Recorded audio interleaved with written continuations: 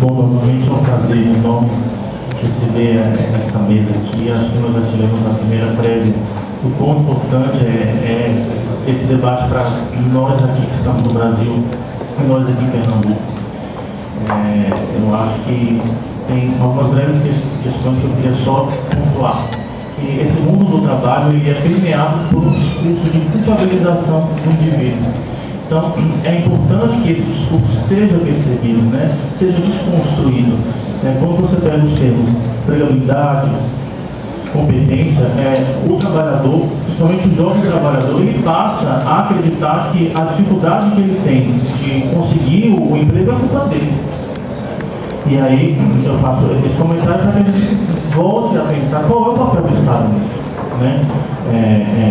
Esse encaixe entre o trabalhador e o emprego, ele é um fenômeno social, né, que depende de um esforço coletivo, no qual o Estado e a sociedade precisam estar presentes. É uma pena que a gente vê aqui no Brasil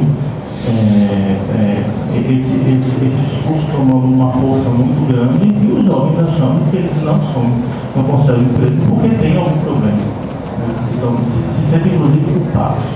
Então acho que era a provocação que eu queria fazer para a gente tentar imaginar para quem o desenvolvimento, qual é o papel do Estado, né, nessa reflexão nas ações sobre o mundo do trabalho. Gostaria de passar a palavra ao professor Roberto Pérez.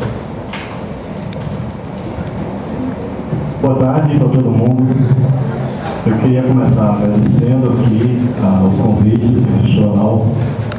É uma satisfação muito grande conhecer aqui o professor Belakovski, que já conhecia escritos. Tá bom assim? E é uma satisfação imensa estar aqui com o professor Ricardo Antunes, que é uma pessoa que dispensa todos os comentários e apresentações. É um dos maiores sociólogos do trabalho do Brasil, da América Latina e, quiçá, da contemporaneidade. Imagine se ele escrevesse o que escreveu, produzisse o que produziu na Inglaterra ou na França ou nos Estados Unidos. Certamente teria uma repercussão mundial muito maior do que aqui já tem, né? Remando contra a maré. Então é uma satisfação, Ricardo, estar aqui compartilhando com você. Parabenizo aí mais uma vez pela brilhante fala. Eu queria primeiro fazer aqui 3 considerações preliminares, mais esclarecimento sobre aquilo que a gente vai falar, para, digamos, assentar um pouco as expectativas.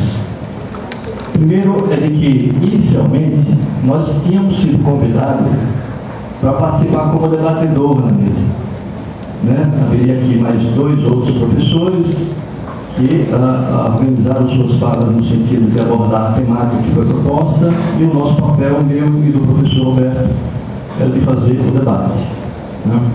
Claro, para fazer debate na mesa, você tem que receber os materiais antes, senão tem que fazer a queima-roupa, né? E uma mesa dessa importância, a gente não pode correr esse tipo de risco. Então, como os textos, por razões óbvias, né, não chegaram, eu preparei aqui, digamos, alguns pontos para tratar da questão. Não é propriamente, digamos, uma exposição que abrange, né, a problemática, né, de maneira mais central e organizada, etc. São apenas alguns pontos que vão se referir na relação entre desenvolvimento e trabalho muito mais à questão do trabalho do que do desenvolvimento, né? E que, embora estejam aqui colocados, são 10 pontos, embora estejam colocados de uma formulação muito assertiva, não tem propósito de ser apresentada como teses fechadas. Absolutamente estamos longe disso. O que nós estamos querendo colocando sobre tal formulação, né, estabelecer alguns pontos que a gente acha que são importantes para gerar, suscitar o debate. Né? Evidentemente que sobre cada ponto desse há visões, opiniões, né, percepções diversas, né? E o nosso propósito, portanto, é apenas esse. Então, os pontos que a gente preparou foram os seguintes. Primeiro, começarei com o desenvolvimento. Né? Pois não, tem que puxar um pouco, né? Eu estou com a impressão de que eu puxando muito, não estou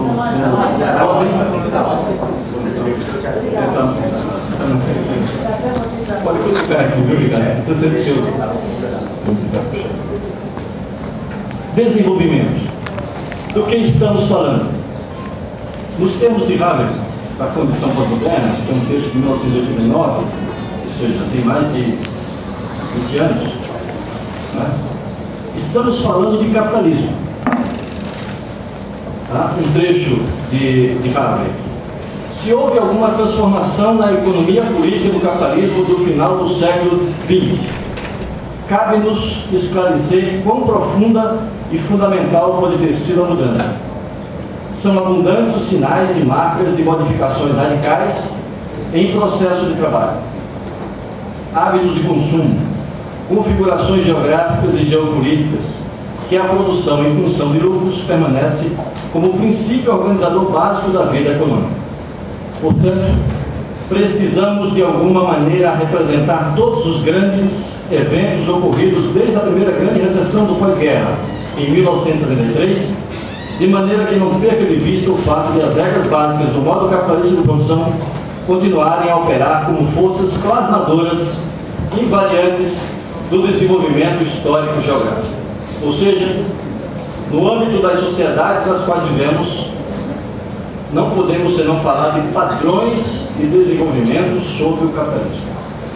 Podemos conceber ideias e situações que se coloquem para além e mesmo como contraponto à estrita lógica da acumulação de capital, mas não que ignorem essa contundente realidade.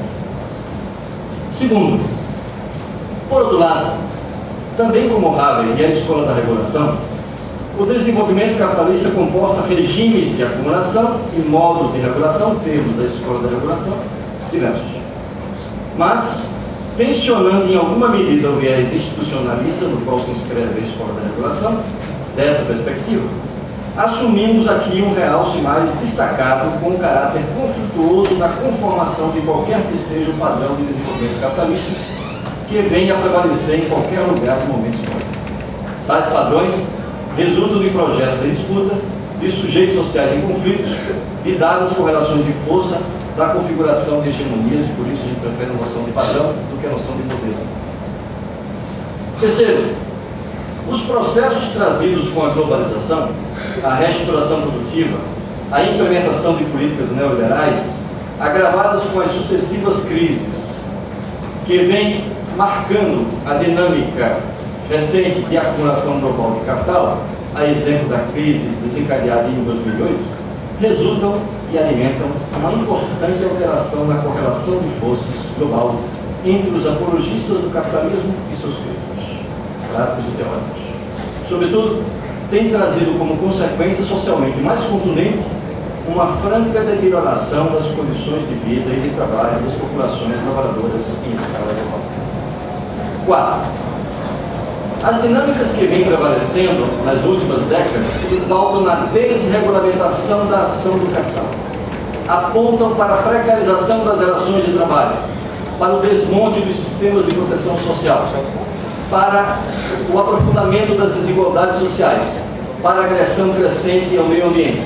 Instaura-se no norte e no sul, no leste e no oeste, o que Haber chamou de acumulação por experiência.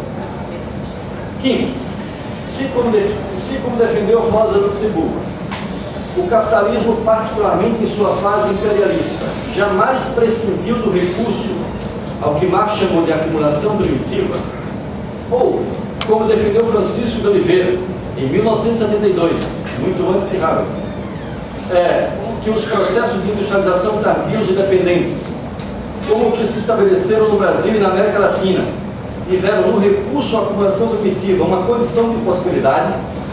Se podemos considerar essas duas formulações, o que se nota hoje é que, sob complexas combinações, a dinâmica de acumulação de capital tem sabido se utilizar de cada vez mais sofisticados processos de produção de mais-valia relativa, ao mesmo tempo em que recorre por antigos e novos meios, mesmo dos setores mais dinâmicos, a processo de extração de mais-valia absoluta e de acumulação. Sexto, resulta daí que dois elementos caracterizadores da dinâmica capitalista mundial, pelo menos nos termos em que se estabeleceram nos países centrais, encontram-se desafiadoramente problematizados. De um lado, a associação histórica que se estabeleceu entre a expansão do capital e os processos de assalariamento crescente, inicialmente na forma de trabalho assalariado na indústria, que consiste na base do argumento de Marx e de Engels, na primeira parte do Manifesto Comunista, e outro, uma associação mais recente, estabelecida entre o assalariamento crescente e uma incorporação cada vez maior de sistemas de proteção social até a configuração do padrão welfare state.